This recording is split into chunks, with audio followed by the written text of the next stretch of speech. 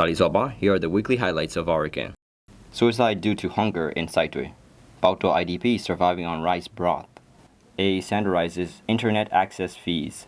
Over 16 villages destroyed near Sittwe by Junta forces. Displaced children in Arakan unable to continue education. Returning rural communities face social rebuilding challenges. In Arakan, intense fighting between the Myanmar military and the Arakan army has been ongoing for over a year. We'll be bringing you the key highlights from Arakan from July 14 to July 20 of 2025. Some locals in Sittwe under Junta control have begun taking their own lives as they can no longer endure the severe hunger. On June 29th, 5 members of a family from Mongan Ward 11 in Sittwe reportedly committed suicide after being unable to bear starvation, according to local sources. The family had been surviving on rice porridge for a long time. On that day, the parents allegedly added poison to the rice porridge meant for their children. After the children passed away, the husband and wife reportedly hanged themselves. A local man from Mongan Ward told DMG. Back in May, a Muslim family of 5 in an IDP camp in Sittwe also reportedly died by ingesting poison due to starvation. According to local accounts, however, DMG has not been able to independently verify this incident. Due to a lack of employment opportunities and surging commodity prices, people in Sittwe are facing extreme hardship, leading in some cases to suicide.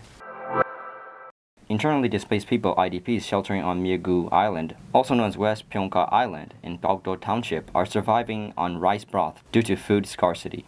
There are about 2,000 IDPs from Sittwe living on the island, with no aid, no jobs, and soaring prices. They're suffering from severe food insecurity. One displaced family who used to eat 5 cans of rice a day now eats only 2, and even then, they dilute it into rice broth for survival, according to displaced persons. They report that it has been over 6 months since they last received any form of assistance. They are urging the Arakan army to provide humanitarian support wherever possible.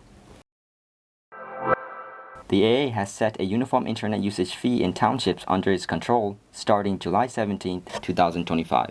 Previously, prices ranged from 5,000 to 10,000 Myanmar jets per hour, depending on location. Now, internet access is standardized to 2,000 Myanmar jets per hour across all permitted areas, according to ULA-AA authorities and local residents.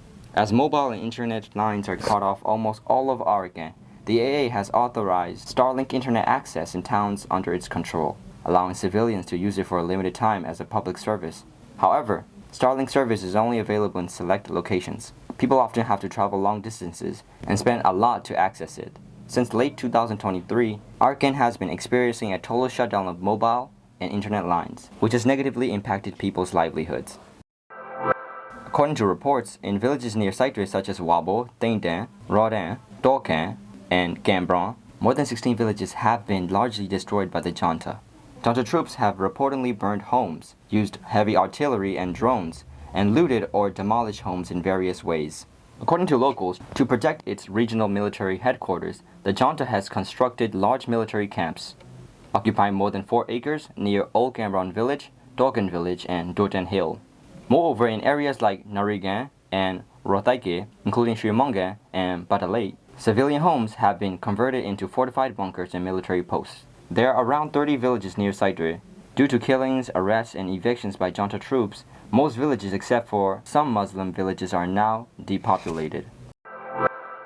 Displaced children in Arakan unable to continue education. In townships like Chaupru, Mrau, Mombra, Pauktaw, and Dandwe, and Gua, some displaced school children are unable to continue their education due to their families' financial hardships. This year, displaced people in Arakan are experiencing more severe lack of aid and job opportunities. Many have no daily income and worsening living conditions. As a result, some school-aged children have dropped out to help their families earn a living. Others are relying on donations or being helped by sympathetic individuals. Meanwhile, civil society groups in Bonadren, Chaupru, Rathedong, Pauktaw, and Mribong have launched free community education programs. However, in areas without access to these services, many displaced children are still unable to attend school, highlighting the urgent need for education assistance. The Mro ethnic group who had fled fighting in Arakan are now returning to their villages but face difficulties rebuilding their lives. They're struggling to rebuild destroyed homes, find employment, and cope with inflation. There is no access to healthcare, and children are not even receiving basic literacy education. These Mro people were among the earliest displaced groups during the 2019 armed conflict in Arakan. Many are now facing new hardships even after returning to their hometowns. That concludes this week's highlights from Arakan. This program is presented every Tuesday, so please stay tuned. May all people of Arakan and the world stay healthy and safe.